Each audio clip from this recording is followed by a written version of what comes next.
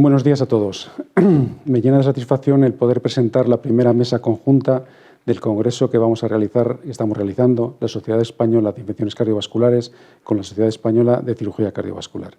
Me acompaña la doctora Fariñas, que la tengo aquí delante, que es presidenta actual de la Sociedad Española de Infecciones Cardiovasculares. Carmen.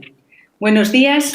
Llegamos ya casi al final del congreso, que espero que todos ustedes hayan podido aprovechar debido a las grandes ponencias y comunicaciones que hemos presentado.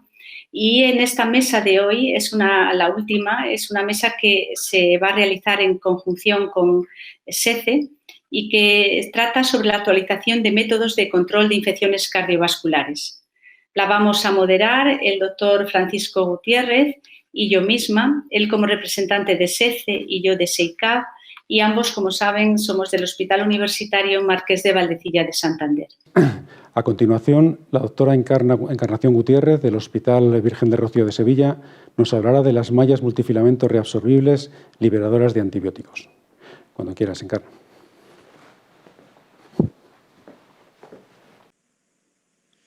Buenos días, mi nombre es Encarnación Gutiérrez Carretero y soy cirujano cardiovascular del Hospital Universitario Virgen del Rocío de Sevilla.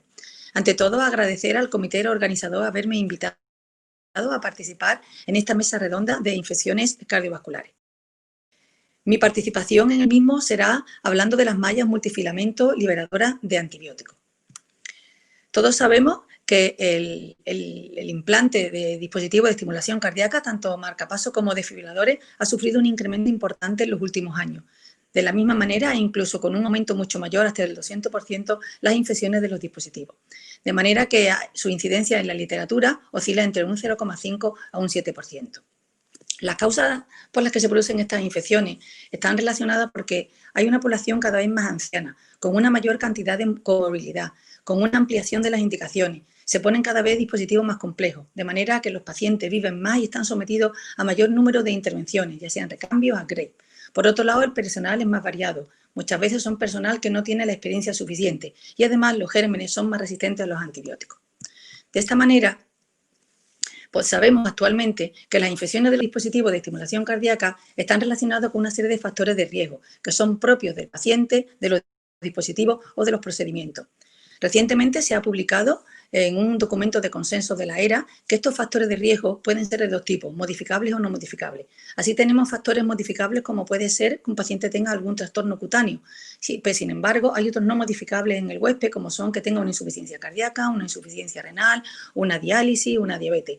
También hay factores modificables de los procedimientos. Si tenemos que hacer procedimiento por personal inexperto, va a ser un procedimiento más prolongado y, sin embargo, factores no modificables como son el que tengamos que hacer un upgrade, un recambio o una dislocación del electrodo. E igualmente, factores relacionados con el dispositivo no modificables son la necesidad de que tengamos que poner un desfibrilador, un resincronizador o dispositivos bicamerales. De esta manera, conociendo estos factores de riesgo y analizando el número que puede presentar cada uno de los pacientes, podemos establecer un índice de probabilidad de desarrollar la infección. De manera que recientemente en este documento de consenso se va a establecer un riesgo de infección bajo, intermedio o máximo, dependiendo de estas características. Así, dependiendo del tipo de dispositivo que pongamos, si es un procedimiento inicial, si es un recambio, si es una upgrade o si coincide con alguna comorbilidad del paciente, como la diálisis, por ejemplo, o los corticoides. De todos los factores de riesgo, lo que tienen una mayor importancia es el tipo de dispositivo. De manera que sabemos que siempre los desfibriladores, independientemente al mes, a los 3 meses o al año, van a tener una incidencia de infecciones de marcapasos, de infecciones de dispositivos mayores que la que ocurre con el tema de los marcapasos.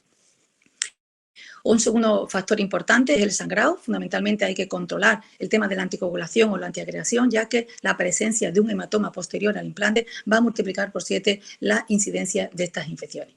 Otros factores, como hemos comentado, son las manipulaciones o la inexperiencia del operador o fundamentalmente factores propios no modificables del paciente, como son la insuficiencia cardíaca, la insuficiencia renal, la diálisis o los corticoides. ¿Y por qué son importantes estas infecciones de los dispositivos? Pues son importantes porque tienen una consecuencia como son un aumento del coste económico y, por otro lado, un aumento de la mortalidad. Si nosotros tenemos una infección de un dispositivo, es necesario hacer una extracción de ese dispositivo y colocar un nuevo dispositivo. Necesitamos un material, necesitamos una estancia hospitalaria. ¿Y esto cuánto nos cuesta? Pues mirad, si hacemos una extracción por técnicas percutáneas necesitamos unos estiletes que vienen a costar aproximadamente unos 1.000 euros. Hace falta unas vainas que pueden oscilar desde 1.400, 1.800 si son vainas mecánicas a 5.000 euros si son vainas de láser. De esta manera tenemos que añadirle el precio que cuesta la estancia hospitalaria del paciente. Si la estancia viene a ser a 950 euros al día, una infección local que puede tener unos 5 días, pues son 4.700 euros. Y si una infección sistémica, 15 días, con lo cual serían 14.700. De esta manera, si nosotros sumamos lo que supone la estancia y el material de los pacientes, en una infección local nos viene a salir a 10.000 euros por infección y una infección sistémica a 20.000 euros por infección. A lo cual tenemos que añadirle el coste del dispositivo, que si es un marcapasos serían 3.000 euros más, pero si es un desfibrilador serían 25.000 euros más. De esta manera, el análisis de coste, según la SEICA, la Sociedad Española de Investigaciones Cardiovasculares, pues puede ser de 13.000 a 35.000 euros si estamos tratando de una infección local, a 23.000 o 45.000 si se trata de una infección sistémica. Cifras mucho inferiores a las que se manejan en estudios americanos en los que los precios oscilan entre 48.000 o 100.000 euros. Aparte de este coste, la otra consecuencia importante que tienen las infecciones de estos dispositivos es la mortalidad. En las infecciones locales suele haber una mortalidad que oscila en menos de un 1% y normalmente están relacionadas con complicaciones de la técnica. Sin embargo, las infecciones sistémicas vienen a tener una mortalidad de un 8 o un 10%, en lo que indudablemente están relacionadas con complicaciones de la técnica, pero también por la propia infección, por el agravamiento de la enfermedad previa que tiene el paciente o, por ejemplo, situaciones protrombóticas que se crean en el tema de la sepsis. Entonces, aunque las infecciones sistémicas tienen una mortalidad del 8-2% y las locales solamente o inferior a un 1%, tenemos que tener en cuenta que una infección local puede ser el preludio de una infección sistémica y, por tanto, aumentar la mortalidad. En estudios retrospectivos en los que se analizan más de 200.000 pacientes, en los que se ha hecho un implante, un recambio o revisiones de los dispositivos, se ha observado que la mortalidad de los pacientes que han tenido una infección es aproximadamente del 50% a los 3 años, lo cual vuelve a corroborar que los pacientes que tienen infecciones de dispositivos tienen una mortalidad importante. Por tanto, las infecciones de estos dispositivos suponen un aumento del coste económico al sistema sanitario y, en segundo lugar, un aumento de la mortalidad tanto a corto como a largo plazo de los pacientes. De manera que, dada la importancia de este tema, tenemos que establecer una estrategia y la mejor estrategia que podemos establecer es su prevención. ¿Cómo podemos hacer la prevención de estas infecciones? Pues la prevención la podemos hacer de 4 maneras. Por un lado, maximizando la esterilidad de las técnicas quirúrgicas. En segundo lugar, utilizando también una profilaxis antibiótica. En tercer lugar, adecuando la hemostasia.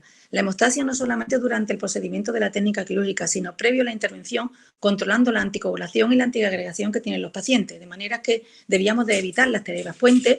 Los pacientes que tienen dicumarínicos, pues tendríamos que suspenderlos 24 horas antes e iniciarlos 24 horas después. O si tienen NACO, se pueden dar en el mismo día, pero reanudarlos 24 horas después.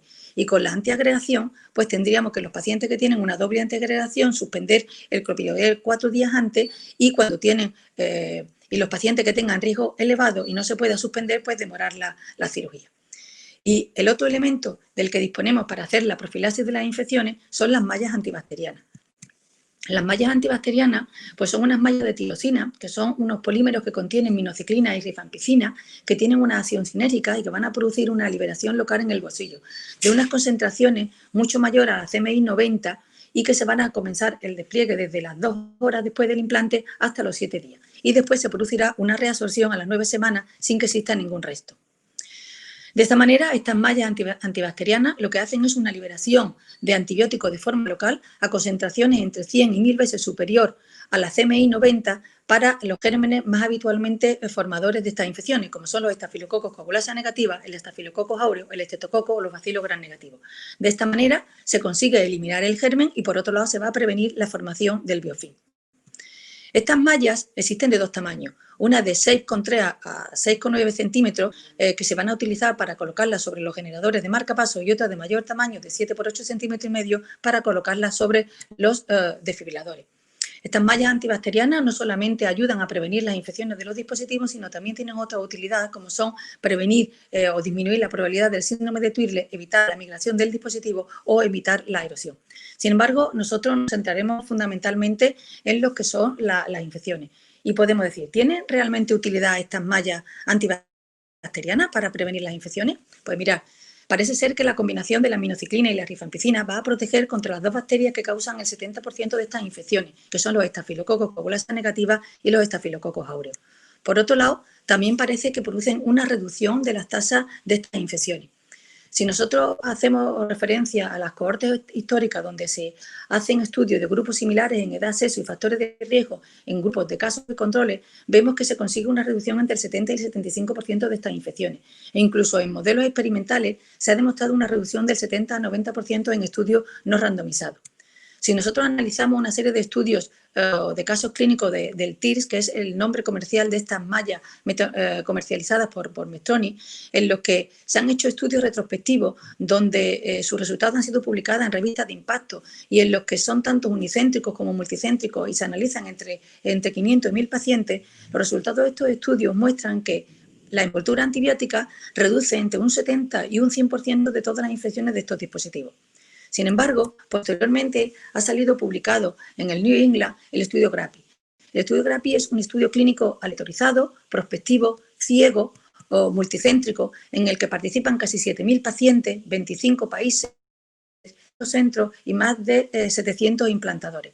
En este estudio se ha observado en lo que participan casi 3.500 pacientes en cada rama, en el que hay una reducción de las tasas de infección grave de los dispositivos de un 40% y una reducción del 61% de las infecciones locales del bolsillo.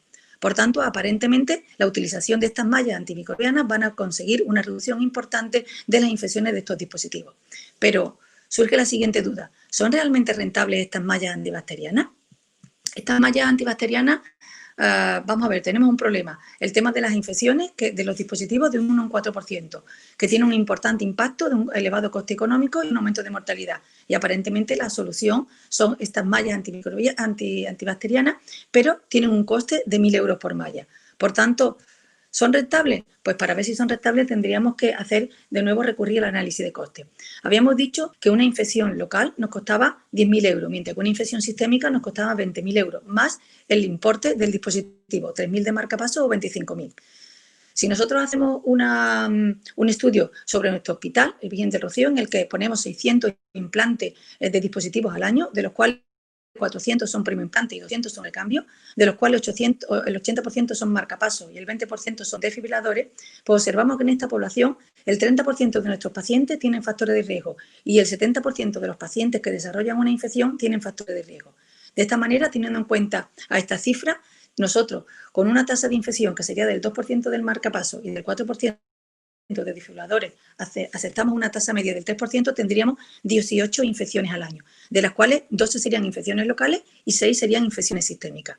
Si analizamos los costes de estas infecciones, veríamos que con material y estancia de 12 infecciones locales, 120.000 euros, y 6 infecciones sistémicas, 120.000 euros, pues tendríamos un total de gasto con material y estancia de 240.000 euros, a lo cual tendríamos que sumar el importe de los dispositivos, 16 marcapasos y 2 DAI, 98.000, total de 338.000 euros, más 2 vidas. Por tanto, tenemos un coste económico de las infecciones producidas en nuestro hospital, solamente de los que nosotros generamos, no de los que vienen de fuera, de 338.000 más 2 muertes.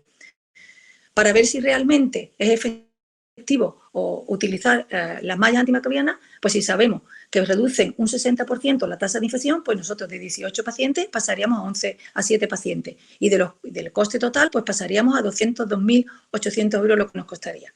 Si nosotros aplicamos la malla antibacteriana a todos los pacientes, serían 600 por 1.000, nos costaría 600.000, con lo cual está claro que es preferible económicamente tratar la infección que no poner la malla.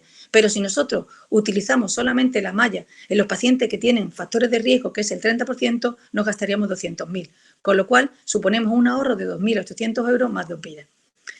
Si esto intentamos analizar, que no solamente sea una casualidad, sino analizamos un número menor de pacientes, que sería 100, e intentamos analizar qué le ocurriría con pacientes sin la malla antibacteriana o con la malla antibacteriana y a su vez analizaríamos distintas tasas de infección, en 2% en azul, en amarillo el 3% y en verde el 4%, y al mismo tiempo analizaríamos dos circunstancias. Una en la que el TIR se produciría una reducción del 60% de la infección y otra en la que se produciría un 90% de la infección, como ocurre en las cohortes históricas o bien como ocurre en el GRAPE.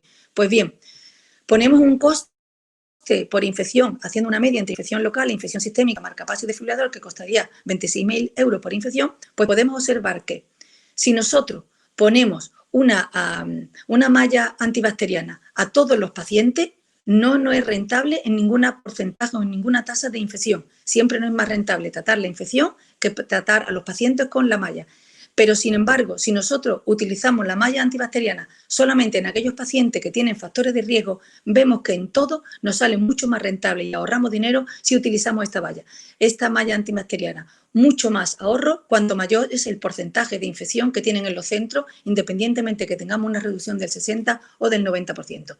De esta manera, podemos comprobar que cuanto mayor es la tasa de infección que existe en un centro, mayor es el coste económico, y cuanto mayor sea esta tasa de infección, mayor el ahorro que nos vamos a obtener utilizando la malla antibacteriana, siempre que la hagamos en los pacientes que tienen factores de riesgo.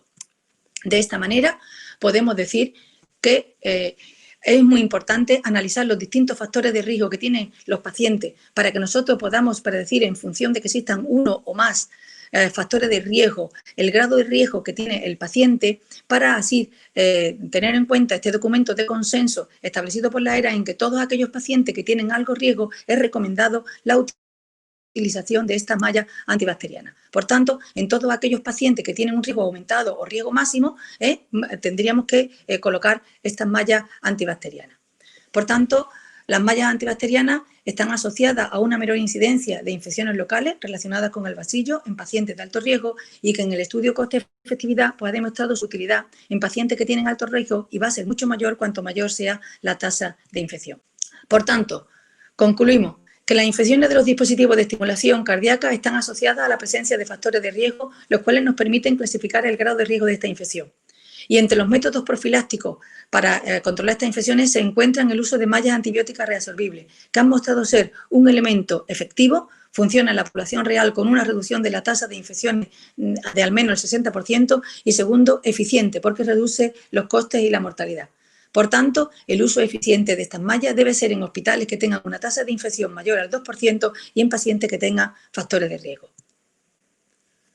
Muchas gracias por la atención y quedo a vuestra disposición por si tenéis alguna consulta o alguna duda que sea resuelta. Muchas gracias, doctora Encarnación Gutiérrez. Creo que ha sido una charla, una ponencia muy brillante. Y a continuación, el doctor Carlos Mestres, del Hospital de Zúrich, en Suiza, nos va a hablar de la utilidad en endocarditis de los filtros de absorción de citoquinas. Por favor, doctor Carlos Mestres, cuando quiera. Hola, buenos días. Gracias por la invitación a ambas sociedades, a la Sociedad de Cirugía Cardiovascular y la de Infecciones Cardiovasculares, y gracias a la doctora Fariñas y al doctor Gutiérrez. Vamos directamente a la presentación: utilidad en la endocarditis de filtros de absorción de citoquinas, tema nuevo con cierto grado de complejidad. Estos son mis conflictos actuales, y esto es desde donde transmitimos Zúrich en verano y lo que teóricamente será en pocas semanas. Y este es el programa de hoy sobre infecciones, temas variados, importantes, complejos. En este caso, en cuanto a la inflamación, que es de lo que se trata, es una respuesta inespecífica frente a agresiones ambientales, y el objetivo es aislar y destruir los agentes invasores y reparación del tejido del órgano dañado. Los hechos son muy conocidos desde hace muchos años, y fundamentalmente la vasodilatación arterial capilar serían las más importantes, junto con la activación de células endoteliales. Las citoquinas son parte de este tremendo complejo complejo proceso, regulan las funciones del sistema inmune. Esta es una revisión que aconsejo a todo el mundo porque es muy clara y nos define dónde estamos en cuanto a este tipo de proteínas reguladoras. Y en la circulación extracorpórea, fundamentalmente, esta liberación de citoquinas es clara. Cuando está desregulada, la conocemos como tormenta de citoquinas, que lleva a hipotensión sistémica, fracaso orgánico y aumento de la mortalidad ¿Qué hemos conocido en el tiempo en cuanto al manejo de la inflamación, que es una parte importante de la endocarditis? En primer lugar, la respuesta humana a las citoquinas, a la liberación de citoquinas en cirugía cardíaca. Estos modelos de cirugía coronaria y trasplante son claros.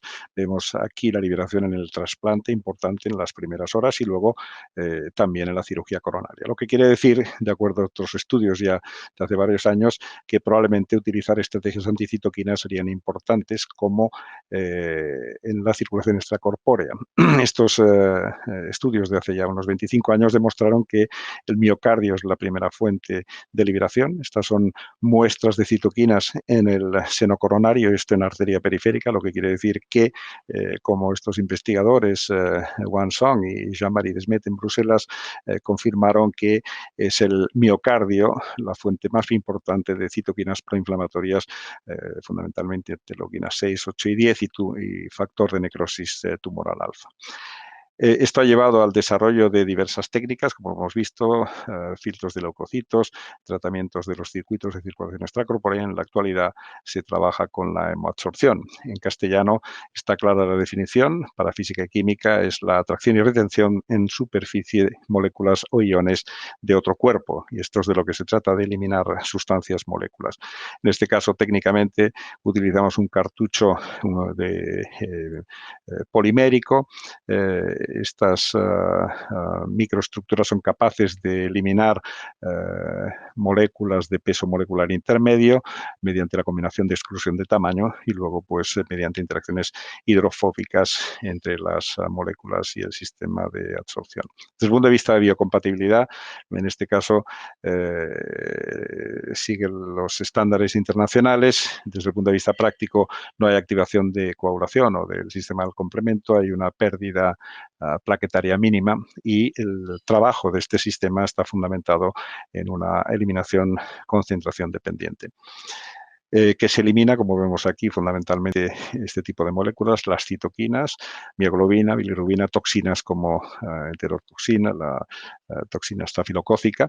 No se elimina lo que vemos a la derecha en función fundamentalmente del peso molecular, y estas son las indicaciones actuales en nuestro hospital, en la Universidad de Zúrich, fundamentalmente fenómenos inflamatorios importantes como la endocarditis y la disección de aorta tipo A, que es un modelo de inflamación aguda masiva importante, y luego, pues, cuando esperamos intervenciones muy largas, es decir, que tengan tiempos esperados de isquemia cardíaca por encima de 2 horas, o selectivamente en implantación de sistemas de asistencia ventricular. Este es el esquema de la instalación en la circulación extracorpórea, que esto es replicable en cualquier lugar y además es extremadamente sencillo desde el punto de vista operativo. Y viendo este corto resumen de lo que hemos aprendido en el campo del manejo de la inflamación en la cirugía cardíaca en diversos modelos como el trasplante o la cirugía coronaria, que evidentemente son replicables a cualquier otro, en estos momentos y fundamentando en la hemoabsorción como concepto y como realidad, hace relativamente poco que trabajamos con ello. Sí que está claro que hasta ahora el modelo más estudiado ha sido el de la asepsis, en este caso uno de los primeros casos de hace 4 o 5 años de sepsis grave en paciente con neumonía H1N1 con sepsis por estafilococo con liberación de leucocidina Panton Valentine. En este caso, al principio del proceso séptico, en el momento que se instaura la hemoabsorción, en las siguientes 10, 12, 16 horas se produce una disminución de los requerimientos de vasopresores, en este caso vasopresina, adrenalina y noradrenalina, lo que quiere decir que probablemente hay un mejor control de la vasoplegia secundaria al componente séptico. Otro ejemplo también de shock sépticos desde hace un par de años, en este caso pues en un circuito de oxigenación extracorpórea para, en este caso, una combinación de shock cardiogénico y séptico. Más o menos vemos lo mismo aquí en el momento que se implanta el filtro, en este caso el cartucho de hemoabsorción. En aproximadamente 8, 10, 12 horas se controla el requerimiento de vasopresores, con lo cual teóricamente tiene que mejorar la perfusión distal. Los compañeros de Valdecilla ya lo apuntaron el año pasado en nuestra revista al publicar este caso de utilización de absorción de citoquinas. En este caso fue, si no recuerdo mal, un paciente con shock cardiogénico, pero al final de lo que se trata es intentar eliminar todo este masivo componente inflamatorio y del que, como hemos dicho, la endocarditis infecciosa es un fenómeno bien conocido. Hay una mortalidad elevada, eso está claro, fundamentalmente por el componente de séptico asociado que lleva a vasodilatación y por tanto liberación de mediadores como las citoquinas, por lo que supondríamos que la eliminación de las citoquinas podría ser un factor más que ayudaría a mejorar los resultados quirúrgicos y reducir la respuesta inflamatoria. Hay que decir, y eso está claro, que en los últimos 3 años se está trabajando más en esto, tenemos poca información acumulada. Este es un estudio alemán de hace aproximadamente un año. Son 20 pacientes en un estudio retrospectivo con endocarditis en posición aórtica mitral tricúspide combinada, 10 con hemoabsorción intraoperatoria y 10 con hemoabsorción intraoperatoria y postoperatoria durante 24 horas. Esto fue un estudio de aproximadamente 10 meses. Sí que quedó claro, como se apuntaba en los primeros casos, una reducción de las necesidades de vasopresores, lo cual indicaría un mejor manejo y estabilidad del paciente y una mejoría de la perfusión distal, como podemos ver aquí, por un mejor control del lactato sérico. También la evolución en las primeras horas de la proteína C reactiva podría sugerir que al controlar la liberación de mediadores podría repercutir favorablemente en el control de la sepsis. La continuación postoperatoria durante 24 horas hasta un máximo en general de 48 horas, como hemos hecho nosotros aquí, estaría fundamentalmente en relación al desarrollo de fallo renal oligúrico o bien anúrico, un incremento otra vez o a la persistencia de un cierto nivel de apoyo farmacológico y luego en función de los hallazgos intraoperatorios, fundamentalmente con abscesos, ya que indicaría que estos pacientes tienen un componente inflamatorio mucho más importante al ser de extensión extravalvular. Estos breves, pequeños, cortos estudios pues, apuntarían a una cierta estabilización de la hemodinámica de los parámetros inflamatorios con un beneficio teórico asociado a la terapia en las primeras 24 horas. Este estudio prospectivo, aleatorizado, piloto, no tiene pacientes con componente inflamatorio, era un estudio pequeño, al final no fueron capaces de demostrar diferencias en cuanto al control de las citoquinas, ya que sí que es cierto que estos pacientes no tenían un componente agudo como la endocarditis o como la disección de aorta y, por tanto, las conclusiones solamente se redujeron a precisamente a los factores de coagulación que demostraban que en cuanto al control de la antitrombina y al factor de von Willebrand había quizá una mejoría cuando se utilizaba hemoabsorción. No había diferencias importantes en cuanto a parámetros hematológicos o a niveles de citoquinas, pero sí que está claro de nuevo que el tamaño de la muestra era muy pequeño y no había componente inflamatorio prácticamente. Este estudio alemán de hace unos pocos meses ya tenía un tamaño un poco superior, no mucho, 39 pacientes comparado con 28 pacientes históricos en todo tipo de endocarditis. El curso de la liberación de citoquinas pues era teóricamente mejor en los pacientes tratados con hemoabsorción, igualmente los niveles de lactato y de exceso de bases y probablemente este estudio de la Universidad de Essen es el que en estos momentos tenga más volumen, son 58 pacientes, de los cuales 30 fueron tratados con hemoabsorción intraoperatoria versus 28 que no lo fueron, con estos puntos finales primarios, es decir, la sepsis hemodiálisis postoperatoria y la mortalidad intrahospitalaria, con estos perfiles de pacientes fundamentalmente con microbiología positiva para estafilococo en la mayoría de los casos, y con este perfil quirúrgico hemos dicho que son fundamentalmente pacientes con endocarditis mitral, de los cuales aproximadamente el 40% se repararon y el 60% se sustituyeron, lo cual es lógico en función de las lesiones que se presenten. Y estas fueron las variables en cuanto a los grupos con tratamiento y control en cuanto a sus características fundamentales.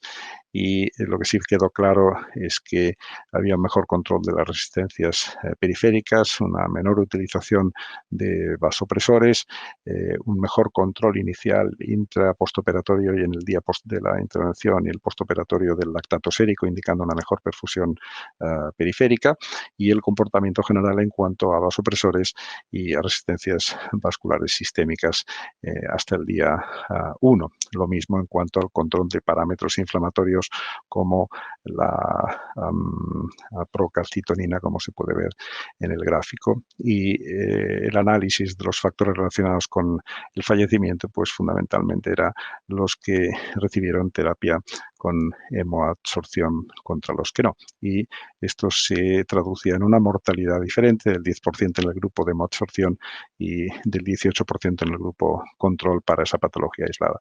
Este es un paciente nuestro de Zúrich en el que además el paciente tenía diagnóstico de embolia pulmonar y tenía pretratamiento con rivaroxaban. Se pudo además limpiar el rivaroxaban en aproximadamente 8 horas, 10 horas, sin afectar positivamente a la cifra leucocitaria, con disminución durante el periodo preoperatorio en este caso, y que luego se continuó durante la intervención. Este es el aspecto del cartucho después de la intervención. Nosotros enviamos a microbiología este material para compararlo con la microbiología preoperatoria del paciente. Hasta ahora no hemos visto crecimiento bacteriano en estos cartuchos, y en estos momentos hay 2 estudios prospectivos aleatorizados en marcha, el REMOVE, también multicéntrico en Alemania, para evaluar el efecto de la absorción de citoquinas en contraste con los pacientes que no reciben esta terapia en cirugía cardíaca, y viendo los mecanismos de control de la vasodilatación como objetivo secundario y de los mediadores inflamatorios en un grupo de 250 pacientes distribuidos geográficamente, como se puede ver aquí, según esta descripción del estudio. El análisis interino de 50 pacientes comunicado hace creo que 3 o 4 meses, pues confirma y recomienda la continuación del estudio basado en los resultados de este grupo de 50 pacientes desde el punto de vista del modo de acción. Además de confirmar que no hubo ningún tipo de problema con la instalación del sistema en el circuito de circulación extracorpórea. Y el segundo es el RECREATE, que es un estudio prospectivo, aleatorizado en este caso unicéntrico, que quiere examinar los cambios de expresión cuantitativa de los antígenos leucocitarios humanos en monocitos y macrófagos, y que en estos momentos está en marcha y que el reclutamiento teóricamente debería finalizar a final de año, con lo cual probablemente los primeros 6 meses del año próximo estarían disponibles.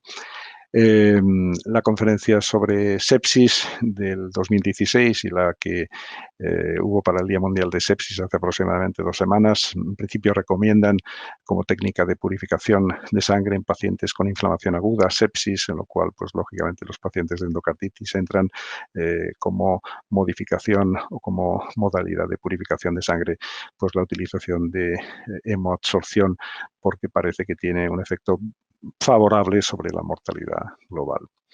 Viendo todo esto en un tema complejo en el que todavía no tenemos demasiada experiencia y que estamos a la espera por lo menos de estos 2 estudios prospectivos aleatorizados, podríamos concluir en principio que lo que he dicho hasta ahora, los estudios disponibles son retrospectivos, son de un tamaño limitado.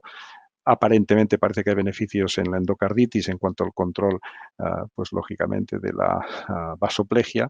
Es un sistema fácil de utilizar. No parece que haya en ningún lugar del mundo hasta ahora eventos adversos relacionados con el dispositivo. Parece que el objetivo principal sería reforzar la estabilidad hemodinámica intra y postoperatoria con reducción lógica de los requerimientos de soporte farmacológico, a la espera, como he dicho, de los resultados de los estudios prospectivos que están en marcha, lo cual configura que en estos momentos tampoco puedo decirles muchas más cosas y que, por tanto, deberíamos decir que la evidencia en estos momentos es todavía preliminar y que, por tanto, no es sólida desde el punto de vista de lo que nosotros entendemos como evidencia científica. Muchas gracias por su atención y si tienen alguna pregunta, algún comentario, pues estaré encantado de poder responderla si es posible. Muchas gracias. Y después de esta magnífica ponencia, vamos a finalizar con el doctor Miguel Ángel Goenaga, que nos va a hablar de los nuevos catéteres como método de control de infecciones. Como saben, el doctor Miguel Ángel Goenaga pertenece a SEICAF y está trabajando en el Hospital de Donosti, en San Sebastián, y tiene gran experiencia en estos nuevos catéteres. Miguel Ángel, cuando quieras. Gracias. Hola a todos, buenos días, soy Miguel Ángel Goenaga y para mí es un placer estar en esta mesa sobre actualización en métodos de control de infecciones cardiovasculares. Desde aquí quería daros a todos un abrazo fuerte y apretado, ya que no podemos vernos. Pero bueno, es lo que hay, es la situación. Gracias a los organizadores y gracias a los que nos escuchan, la audiencia. Y sin más, empezamos sobre la ponencia que tengo adjudicada, que se titula Nuevos catéteres como método de control de las infecciones. Para empezar, no tengo ningún conflicto de interés en este tema de presentación. ¿Por qué el interés de las infecciones relacionadas con los catéteres? En este caso voy a referirme sobre todo a los catéteres centrales. Como sabéis, este no es un tema nuevo, llevamos años con estos temas. Y sin duda es por su morbilidad asociada, por su mortalidad asociada y por los costes que suponen. Para evitarlas, pues se han desarrollado numerosas estrategias que tampoco son nuevas ni novedosas. Los que lleváis en esto muchos años, que seréis muchos, ya sabéis. Por ejemplo, en esta publicación que ya tiene sus años, casi más de 15 años, ya veis ahí las estrategias que se desarrollaron, que se han desarrollado para la prevención de estas infecciones. Desde técnicas con los apósitos hasta los catéteres impregnados con antibióticos, que va a ser el tema un poco central al que me voy a referir, hasta los conectores, no necesidad de conectores, etc. Sin duda, creo que cualquier foro que hable de este tema tiene que utilizarse y tiene que aprovecharse para resaltar y recalcar que para las infecciones asociadas al catéter lo más importante es mantener unas medidas que son cardinales, son fundamentales, ¿no? Y entre ellas está la adherencia estricta a las recomendaciones en la higiene de manos y al uso de medidas de asepsia, tanto durante las técnicas de inserción del catéter como en la manipulación y curas del catéter. Todo ello últimamente implementado y muy desarrollado con los catéter team, que existen en muchos hospitales. Otras medidas que sabéis que también son fundamentales son la elección apropiada del sitio de inserción del catéter, el uso del catéter apropiado, en este sentido puede ir un poco esta charla, los cuidados adecuados del catéter y, sobre todo, valorar y revalorar constantemente la necesidad de mantener un catéter. Un catéter que se retira es un catéter que no se infecta. ¿Cuáles son los determinantes mayores del riesgo de infección? Pues además de la localización del catéter y de la duración de la cateterización, está el tipo de catéter. Por eso un poco es el origen de esta charla. Como sabéis, tipos de catéteres hay varios y en la literatura desde hace muchos años, estos datos ya veis ahí que son también de hace 15 años, las tasas de infección del torrente sanguíneo asociadas al catéter son conocidas y son variables y están definidas, siendo menores para los catéteres medios y periféricos y siendo mayores para los catéteres centrales, dependiendo de su topología.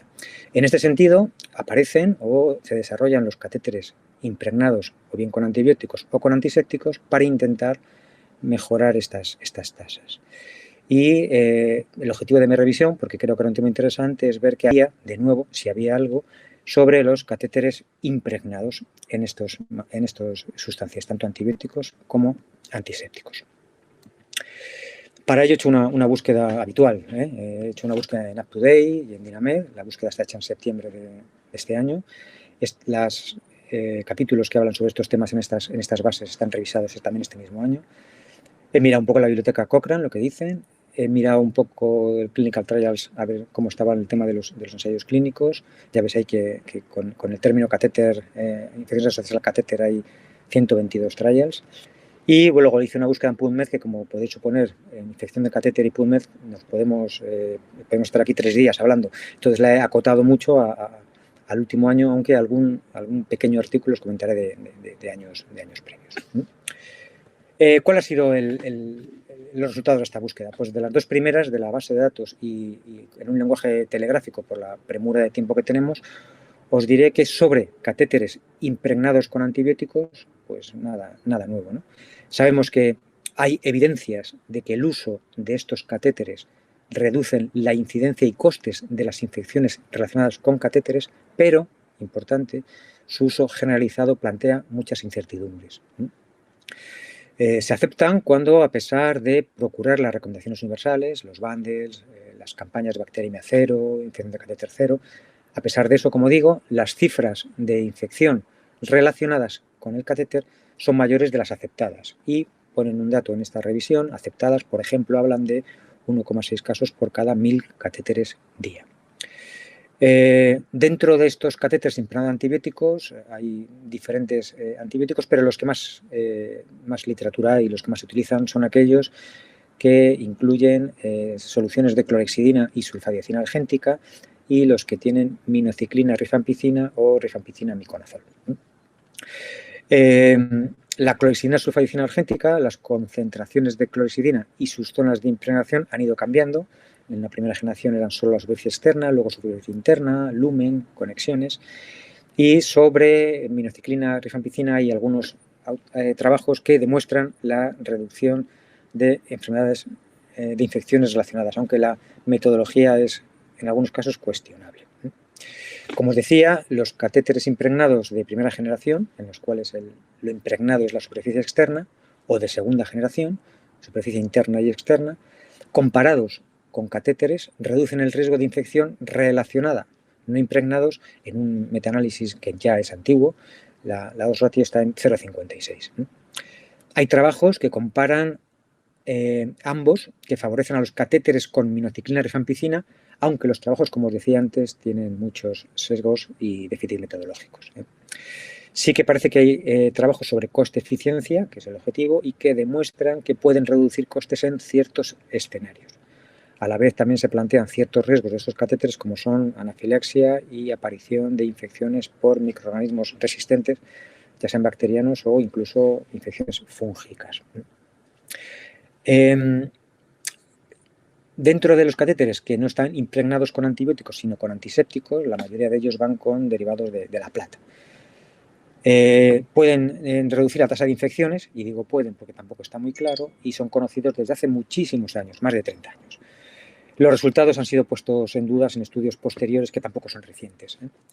También hay catéteres con heparina, que fueron utilizados inicialmente para evitar trombosis en el contexto sobre todo de infecciones asociadas en pacientes oncológicos, y que también están en discusión de que puedan servir en algunos escenarios para evitar infecciones, dependiendo un poco del perfil de pacientes oncológicos, pero tampoco está especialmente claro.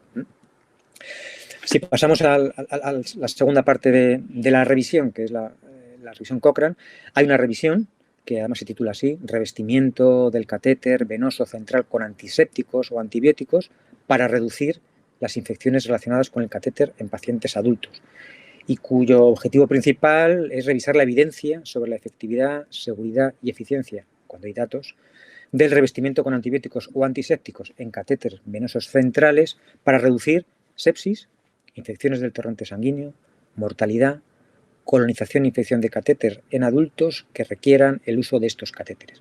Como veis ahí, en la base de la diapositiva, que es la referencia, esta revisión es del año 2016 y complementa una de 4 años antes.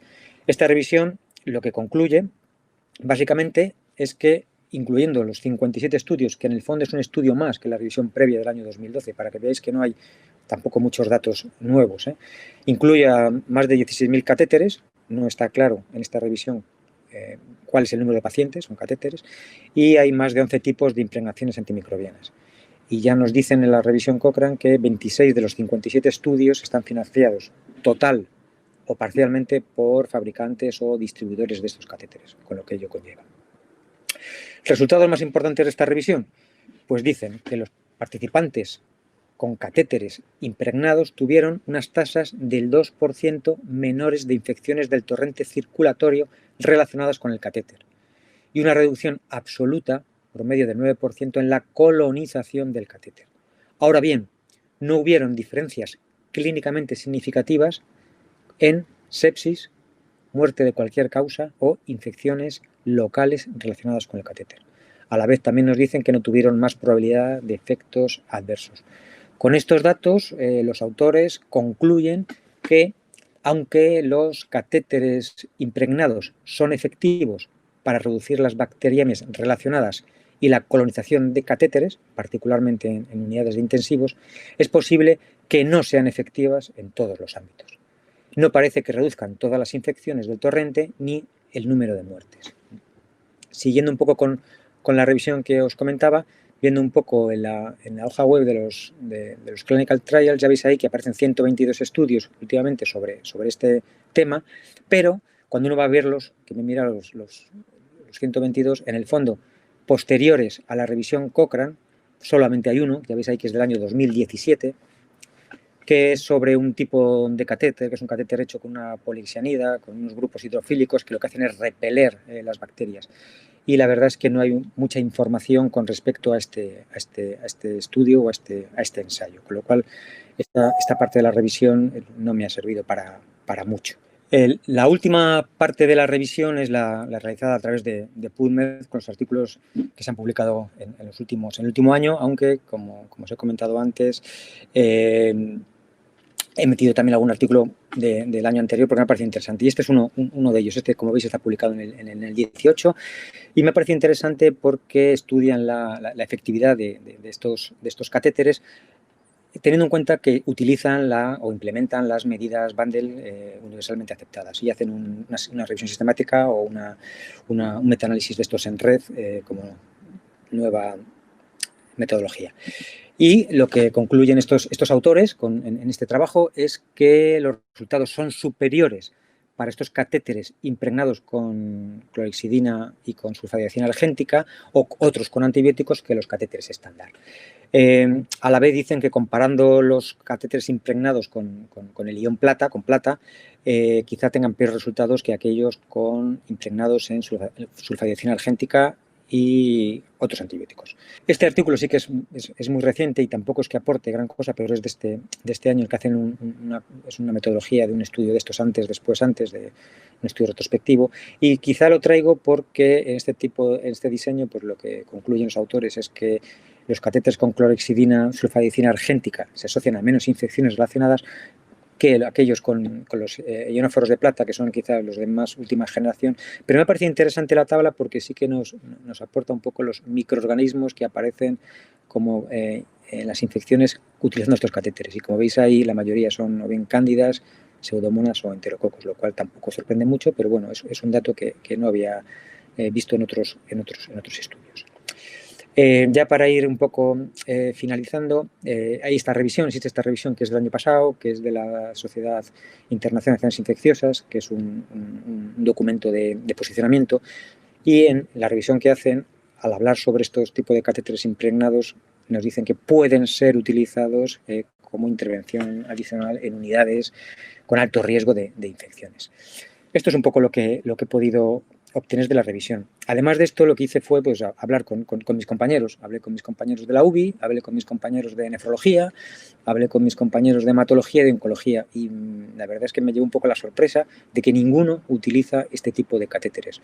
Sí que es verdad que el hospital no los tiene en la lista de compras, por decirlo de alguna manera, pero bueno, cuando un servicio solicita algo, se puede evaluar. Pero ninguno lo ha solicitado porque piensan que con las medidas adecuadas no son en este momento no los requieren. Bueno, pues con todo esto yo concluiría, y lo digo pues como me he salido de la revisión, que el resultado de esta búsqueda de actualización del estado de arte para mí ha sido algo decepcionante. Yo la verdad es que esperaba algo más y sobre todo de los últimos catéteres. Es decir, nada nuevo, y como conclusión podría decir que este tipo de catéteres impregnados en antibióticos antisépticos podrían ser utilizados en ciertas circunstancias asociadas a riesgo elevado de infecciones relacionadas, a pesar de establecer las medidas de prevención universales. ¿Y cuáles son estas? Pues podrían ser lugar de inserción de catéter, que no queda más remedio, en zonas de alto riesgo, como pueda ser un acceso femoral o yugular interno en presencia, por ejemplo, de traqueostomías, que es algo que también se ha dicho en alguna ocasión, o en pacientes con alto riesgo de infección relacionados con el catéter, pacientes inmunodeprimidos o pacientes con importantes alteraciones de la piel. Y en principio esto es un poco lo que me ha llevado a la revisión. Daros las gracias por vuestra atención y dispuesto a recibir las preguntas que os parezcan oportunas. Gracias a todos. Bueno, como veis, es un lujo para nosotros el poder haber podido celebrar un congreso conjunto con la Sociedad Española de Infecciones Cardiovasculares, que esperamos que sea el primero de muchos y que esta colaboración sea fructuosa para el futuro. Si quieres, Carmen, despedir.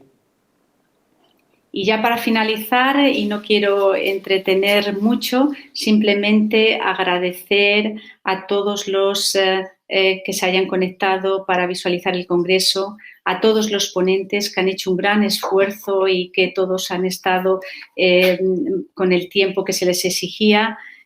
Agradecer a todos aquellos que hayan participado, a los que han colaborado en la financiación del Congreso, todas las empresas farmacéuticas, y también quisiera agradecer al doctor Gutiérrez, que representa al presidente del Congreso de SECE, que nos ha ayudado mucho para poder organizar este Congreso, y no sería justa si no le dedicara unas palabras a Iván. No podríamos sin Iván haber podido llevar a cabo todo el trabajo que ha supuesto este cambio en la modalidad del Congreso. Y lo dicho, lo que decía en la jornada de bienvenida. Gracias a todos y espero veros en Santander, o esperamos veros en Santander muy pronto. Un abrazo. Muchas gracias.